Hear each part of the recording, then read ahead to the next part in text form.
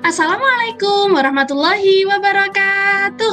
Halo anak suri dan solihah, bagaimana kabar kalian hari ini? Berjumpa lagi dengan Ustadzah Nurul, betul, dengan Ustadzah Nurul di tematik muatan seni budaya dan prakarya. Oke, pagi ini Ustadzah akan mengajak kalian semua untuk belajar tentang karya seni 3 dimensi. Nah, kita sudah pernah belajar tentang karya seni 3 dimensi banyak sekali ya, anak solih dan solihah. Kita sekarang akan mempelajari karya seni 3 dimensi dari bahan alam yaitu tanah liat. Kemudian kita juga akan belajar membuat lempung terigu dan membuat berbagai karya seni dari lempung terigu yang sudah kalian buat di rumah.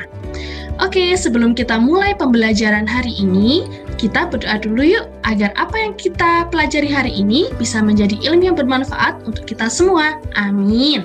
Sikap berdoa, tangan diangkat, kepala ditundukkan, berdoa dengan khusyuk. Doaan.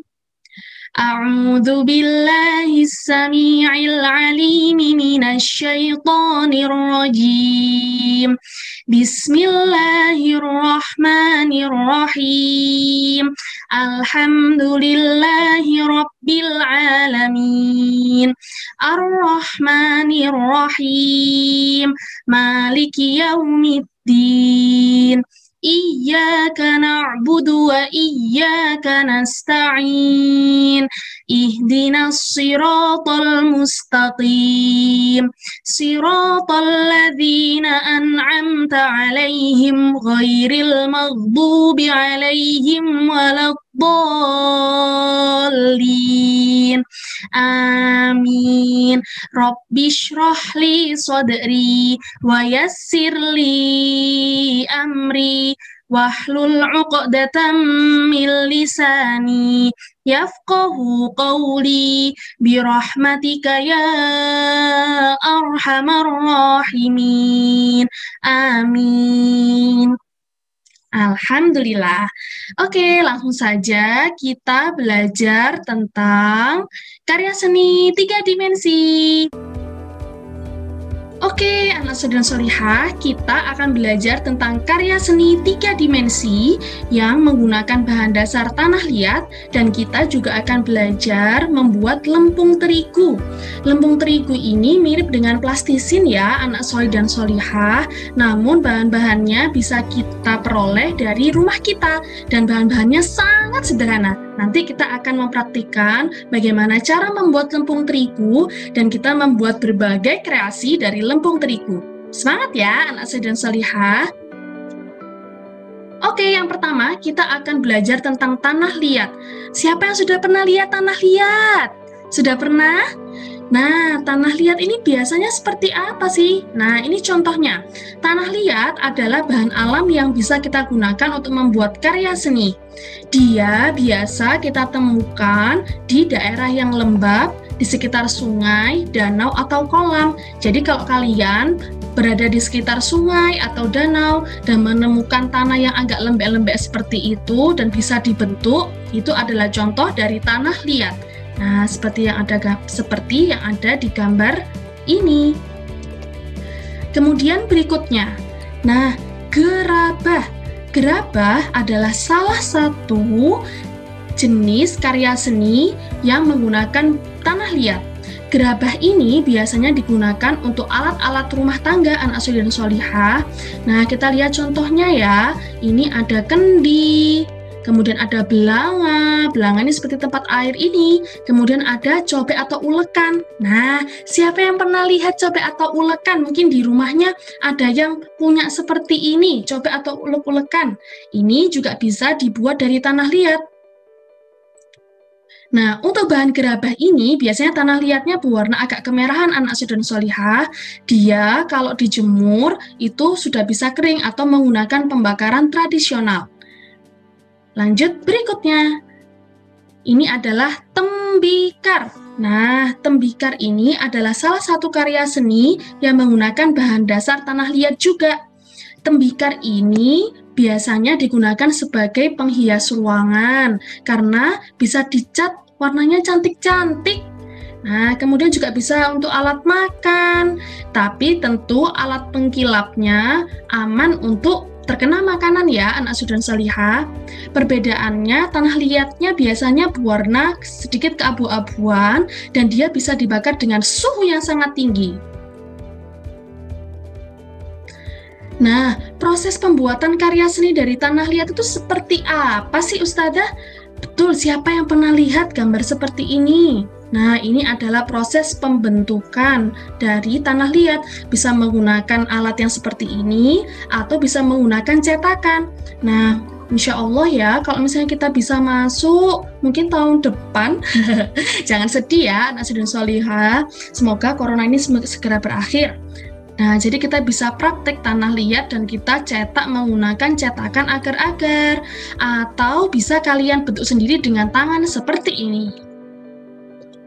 Kemudian proses yang kedua adalah pembakaran atau penjemuran di bawah matahari. Biar apa sih Ustazah? Nah, pembakaran dengan api ini atau penjemuran di bawah matahari ini, dia berfungsi agar tanah liat menjadi keras dan tidak mudah pecah. Nah, gambar yang kalian lihat ini adalah proses pembakaran. Bisa menggunakan cara tradisional seperti ini atau menggunakan oven seperti ini. Oven yang seperti ini kita bisa mengukur, kita bisa membakarnya dengan suhu yang kita atur. Jadi bisa di atas 1000 derajat. Wow, atau yang sederhana seperti ini.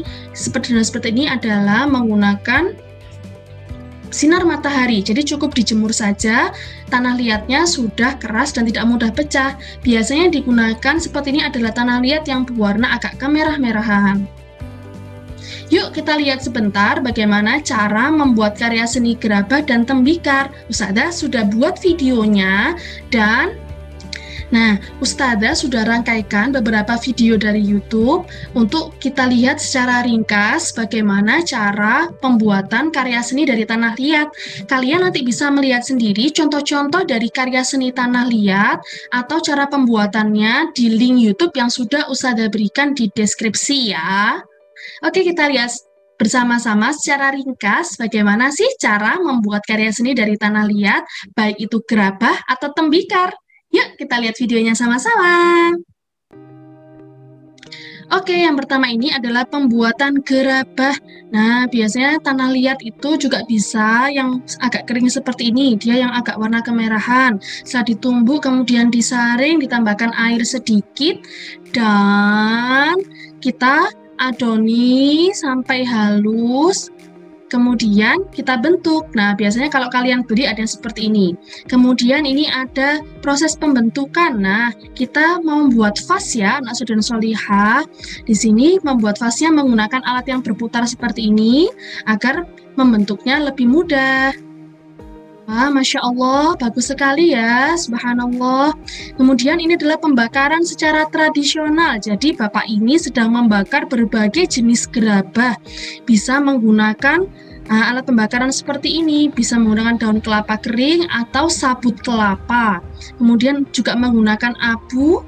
Nah, ini proses penjemuran. Jadi bisa dijemur seperti ini untuk berbagai jenis gerabah dari tanah liat.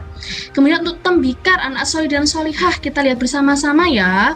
Tembikar ini, nah contohnya bisa juga loh dibuat seperti ini. Jadi bisa menggunakan cetakan. Nah ini tanah liatnya berwarna sedikit keabu-abuan. Dia perbedaannya adalah lebih tahan dengan suhu yang sangat tinggi. Dan nanti hasilnya juga jadi lebih kuat. Tanah liat yang berwarna keabu-abuan seperti ini. Nah, setelah dicetak, kemudian ditunggu sebentar, kemudian dibalik. Nah, jadi mangkok yang kecil-kecil seperti ini. Kemudian ditunggu, setelah keras, nah diambil dari cetakannya deh. Nah, bisa juga diwarnai. Nah, pewarnaan ini dia juga menggunakan zat pengilap, kemudian pengovenan. Nah, ini menggunakan oven yang bisa diatur suhunya. Jadi kalau tadi pakai tradisional, ini pakai oven ya, anak suci dan solihah, bisa di atas 1000 derajat Celcius. Begitu. Oke, sekarang kita lanjut ke lempung terigu. Tapi sebelum masuk ke tepung terigu, Ustazah ingin bertanya terlebih dahulu. Tadi karya seni dari Tanah Liat ada 2 contoh yang disampaikan Ustazah. Apa saja? Betul, ada gerabah. Gerabah biasanya digunakan untuk apa? Betul sekali, gerabah biasanya digunakan untuk alat-alat yang kita gunakan di kehidupan sehari-hari, untuk alat-alat makan. Nah, dia tanah liatnya berwarna sedikit kemerah-merahan dan bisa dibakar secara tradisional. Kalau yang tembikar tadi, biasanya digunakan untuk apa? Masih ingat?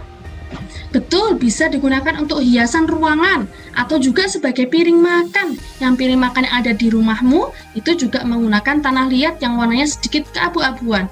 Dia bisa dicat, kemudian menggunakan zat pengilap agar lebih menarik.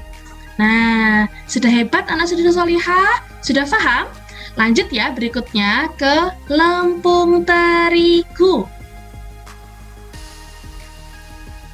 Oke, lempung terigu ini adalah bahan untuk membuat karya 3 dimensi. Mirip dengan plastisin ya, atau kalau kalian tahu malam. Nah, biasanya kalau anak-anak TK bilangnya malam atau plastisin. Tapi bahannya ini sangat aman untuk anak-anak. Apa sih Ustazah manfaatnya kita bermain lempung terigu? Nah, bahannya lebih aman dari plastisin. Kemudian kita melatih kekuatan tangan kita. Jadi yang biasanya nulis-nulis, kalau disuruh atau diberi tugas Ustazah menulis, tapi tangannya cepet capek, nah bisa latihan menggunakan lempung terigu ini. Kemudian kita bisa melatih imajinasi dan kreativitas kita dari lempung terigu dan pastinya kegiatan yang sangat menyenangkan. Nah, bagaimana sih Ustazah cara membuat lempung terigu? Bahan-bahannya tepung terigu 20 sendok makan atau 200 gram, kemudian garam 10 sendok makan atau 100 gram, air hangat 3/4 gelas, minyak goreng 1 sendok makan, dan pewarna makanan. Nah, bahan-bahannya sangat mudah sekali dan insya Allah pasti ada di rumah kalian masing-masing. Jadi, kita langsung lihat saja yuk bagaimana cara membuat lempung terigu. Ikuti videonya Ustazah ya. Oke, yang pertama adalah garam 10 sendok makan atau 100 gram. Kemudian kita masukkan tepung terigu 20 sendok makan atau 200 gram. Kemudian air hangat 3/4 gelas. Kemudian kita siapkan minyak goreng 1 sendok makan dan pewarna makanan. Kebetulan Ustazah menggunakan 3 warna, merah, kuning, dan hijau. Lanjut kita siapkan baskom atau baskom dan alat pengaduk, maaf ya sudah salah. Lanjut kita masukkan yang pertama adalah air hangat. Kita tuangkan ke dalam baskom, kita campurkan dengan garam, kemudian kita aduk-aduk sampai larut ya anak solih-solihah. Kemudian setelah larut kita masukkan minyak goreng. Kita masukkan minyak goreng, kemudian kita aduk-aduk ya anak solih dan solihah. Lanjut berikutnya kita masukkan tepung terigu. Nah, tepung terigunya ini jangan dimasukkan semua ya anak solih dan solihah. Kalian aduk dulu, kalian adoni, kalian uleni sampai dia bisa dibentuk dulu. Jika misalnya terasa terlalu lembek, baru ditambahkan tepung terigu. Oke? Oke. Nah, setelah seperti ini dan bisa dibentuk, jadi deh lempung terigu. Sekarang kita warnai lempung terigu sesuai dengan warna yang kalian inginkan. Ustazah bagi menjadi 3 karena Ustazah punya 3 pewarna makanan. Yang pertama adalah warna kuning. Ustazah campurkan pewarna makanan dengan lempung terigu yang sudah jadi. Kemudian Ustazah berikan warna merah. Kemudian Ustazah berikan lagi warna hijau. Nah, jadi deh seperti ini. Ustazah mau buat burger. Nah, kalian bisa buat apa saja yang kalian inginkan ya. Ustazah juga menggunakan cetakan yang kebetulan ada di rumah. Kalian bisa menggunakan cetakan atau pakai tangan kalian sendiri. Pokoknya kreasi bebas ya anak solih dan solihah. Nah, sudah jadi burger Ustazah. Kemudian Ustazah membuat bunga yang cantik. Nah, itu ada tangan anaknya Ustazah, maaf ya. Lanjut. Ya, itu adalah bunga yang Ustazah buat. Bunganya berwarna kuning. Jadi deh. Nah, anak dan solihah, tugas kalian terakhir adalah silahkan kalian membuat lempung terigu sendiri di rumah dan kalian buat minimal 3 jenis karya. Nanti kalian foto hasil karya yang sudah kalian buat dan dikirimkan ke Ustazah lewat Google Form yang ada di Google Classroom ya. Oke, selamat mencoba. Sampai di situ dulu pembelajaran Ustazah hari ini. Semoga bermanfaat buat kalian semua. Jangan lupa sholatnya, mengajinya, dan tetap membantu orang tua. Lalu terus semangat walaupun belajar dari rumah. Semoga kita bisa segera bertemu ya di sekolah. Ustazah akhiri, kita baca doa dulu yuk. Kita baca surat Al-Asr dan doa penutup majelis. Bismillahirrahmanirrahim. Wal 'asr. Innal insana lafi khusr illal ladzina amanu wa 'amilus solihati wa tawasaw bil haqqi wa tawasaw bis sabr. Subhanakallahumma wa bihamdika asyhadu an la ilaha illa anta astaghfiruka wa atubu ilaik. Sudah akhiri pertemuan kita hari ini. Assalamualaikum warahmatullahi wabarakatuh. Dadah, anak soleh dan solihah.